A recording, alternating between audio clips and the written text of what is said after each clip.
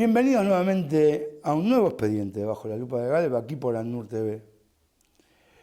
Este expediente, digámoslo que los trajimos del archivo, es algo que traemos nuevamente a la memoria. Y es digno de recordar y es digno de tener en cuenta, porque sus consecuencias llegan hasta el día de hoy. Hoy se lee el diario, mira noticias en internet, y resulta que Oriente Medio siempre es un polvorín estallando, no a punto de estallar, siempre está estallando. Pero hay que preguntarse aquí, para que este polvorín explote, ¿quién prendió la mecha? Todo tiene un origen. Y ese origen se remonta a un siglo atrás. Un siglo atrás en que se desencadenó la Primera Guerra Mundial y donde resultaban victoriosos, como siempre, en lo que encuentra la historia, ¿no? Los aliados.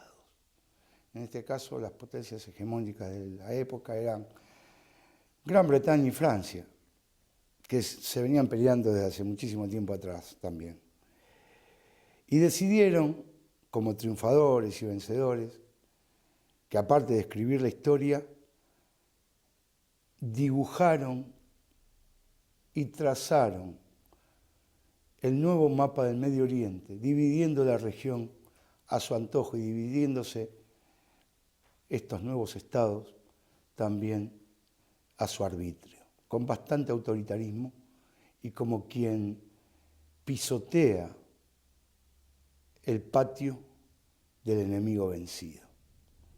Aunque los enemigos no hayan sido en ese momento los pueblos árabes, que estaban dominados por el Imperio Otomano, sino el Imperio Otomano mismo. O, sorpresa, Turquía, la Turquía de hoy, el Imperio Otomano de otrora, no ha sido tocado. Sin embargo, la región del Medio Oriente, la que corresponde a los países árabes e islámicos, sí ha sido transformada totalmente. Veamos el primer informe y luego vamos a la entrevista con el invitado de hoy.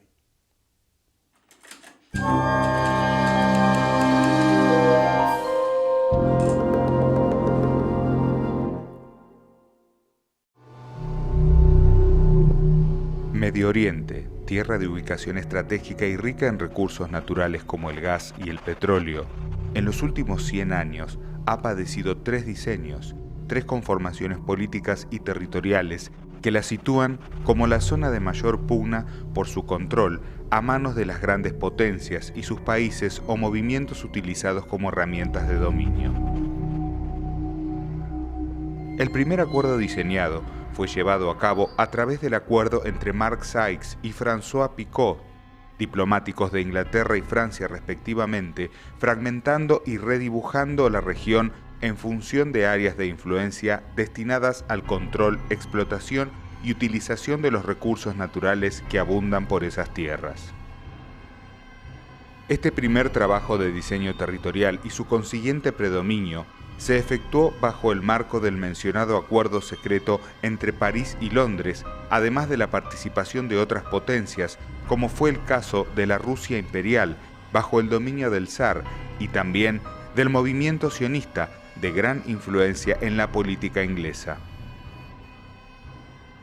La promesa a los pueblos árabes de obtener su independencia si luchaban contra el Imperio Otomano terminó en traición a los mismos tras vencerlos. La independencia nunca llegó, sino más bien se incrementó la opresión contra ellos. Se considera que el acuerdo le dio forma a la región, se definieron a escuadra las fronteras de Irak y Siria, y la influencia del sionismo en este pacto ha desencadenado en la implantación del régimen israelí y la usurpación de Palestina. Muchas personas ven el acuerdo como un punto de inflexión en las relaciones entre el mundo del occidente y el árabe. ¿Qué se hizo concretamente? Se repartió a los británicos el control de las áreas desde la línea de la costa del mar Mediterráneo hasta el río Jordán, Jordania, el sur de Irak y una pequeña área que incluyó los puertos de Haifa y Acre para dejar acceso al Mediterráneo. se repartió a los franceses el control del sureste de Turquía, el norte de Irak, Siria y Líbano.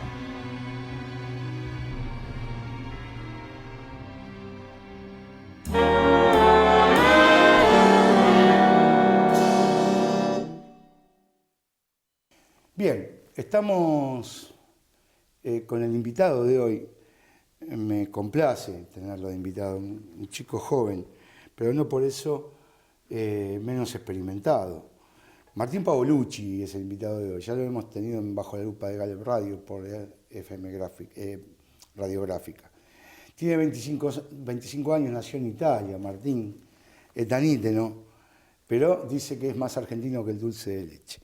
Es traductor de italiano e de inglés, se graduó de periodista en Éter y actualmente está estudiando sociología. Es redactor-editor de La Broken Face, una revista digital de periodismo independiente. Condujo el programa semanal Quiero Retruco por Radio La Bordó de Valvanera. Realizó la columna de internacionales para los programas radiales semanales de Alfredo Casado, Casado con las Noticias y Desayuno 2015. Realizó la columna de divulgación histórica para el programa semanal Un Lugar Común en Radio Éter, la radio del terciario. Hizo colaboraciones en el semanario Prensa Libre de Zona Norte y en este momento forma parte del Centro Argentino de Estudios Geopolíticos, CAEG, y lo tenemos con nosotros. Martín Paolucci, un tipo interesado en la historia del mundo. Creo que el tema Sykes-Picot no te es ajeno. No, es un tema muy interesante. Primero de todo, igual, gracias por la invitación. Es un programa que veo hace bastante y es un honor estar acá. Con respecto al tema, sí, es un tema que incluso he tratado alguna vez por radio para divulgar y es de alguna manera el nacimiento de, como decías vos, el actual Oriente Medio y probablemente el nacimiento de los problemas, digamos, que sufren los pueblos que viven ahí. Está sobre todo marcado en el Tratado de Sykes-Picot, que es el fruto de una traición más que todo, ¿no? Bien, es interesante ese punto de vista porque no todo el mundo lo dice. Todo el mundo recuerda el Tratado Sykes-Picot, que no lo nombré a propósito, para que fuese parte del inicio de la charla y del desarrollo del programa. El Tratado Sykes-Picot crea un hito histórico como el nuevo Medio Oriente de aquel entonces, pero no habla de cómo se gestó este Tratado Sykes-Picot. Claro, sí. Se cuenta como un hecho institucional prácticamente y no... Exactamente. Como algo natural, además. Es interesante lo que vos decís, ¿no? Siempre se mira a los países del Medio Oriente como caramelos de una piñata que hay que repartirse sin importar y sin pensar en un lazo histórico y además... en los propios pueblos como seres humanos. Como seres humanos con derecho a su propia determinación.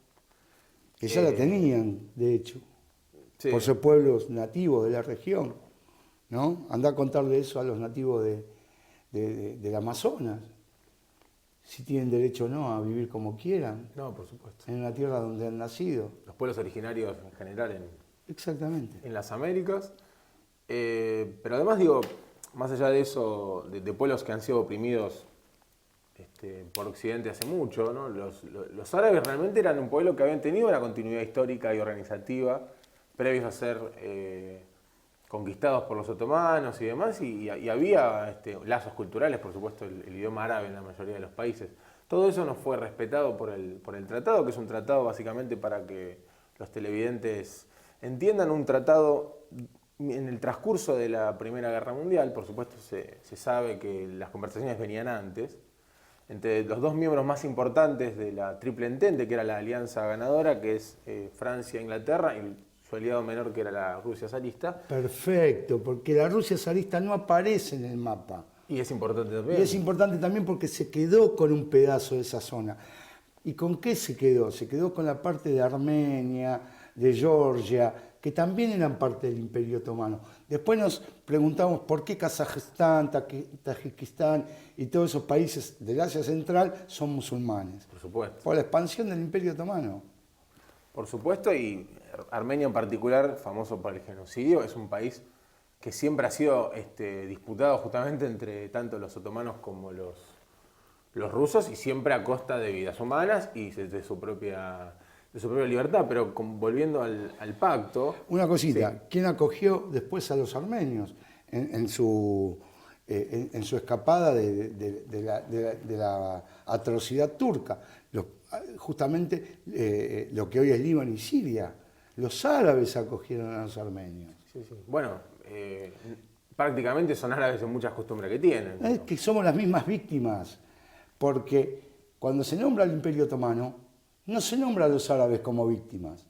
No, Y claro. fueron las primeras víctimas del Imperio Otomano, porque eran los cabezas de turco, eran los que enviaban a los jóvenes árabes al frente en esta guerra, A morir. a morir como carne, cañón, como quien dice, y también es lo que produjo la inmensa migración que vino a Latinoamérica. Por supuesto. Además, historia de un imperialismo que ha producido corrupción, ha producido en la propia cultura árabe, ha producido sufrimiento, ¿no? El del Imperio Otomano. Totalmente. Ahora, justamente frente a esta opresión, que era notoria y además Occidente, como siempre, la exageraba también, no para beneficio del pueblo árabe, sino justamente Para justificarse. para justificar, haciendo una propaganda para justificar la destrucción del Imperio Otomano, imperio que en su momento fue un imperio muy poderoso y que de alguna manera era rival imperial de Occidente. El Pacto Sykes-Picot es un pacto, como te decía, en el medio de la Primera Guerra Mundial entre Mark Sykes y François Picot, dos diplomáticos de carrera, uno Mark Sykes británico, François Picot francés, y lo que ellos básicamente decidieron en esas charlas que tuvieron y en el tratado que luego firmaron fue la repartición de Medio Oriente. Para que los televidentes se ubiquen, no estoy siendo preciso exactamente con los territorios, pero la mayoría de Irak iba a parar al Imperio Británico. Es más, está trazado de una forma geométrica perfecta. Es uno de los pocos países del mundo con fronteras perfectas. Con ángulos de 90 grados, con ángulos rectos. Ángulos rectos de 90 grados, sin respetar etnias, costumbres, pueblos. Vos tenés kurdos, chiitas, sunitas y pueblos cristianos, todos juntos. Límites naturales, nada. Nada. La actual Jordania, Que no existía. que no existía, era parte de la gran... Del Bilad Sham, que era la gran Siria.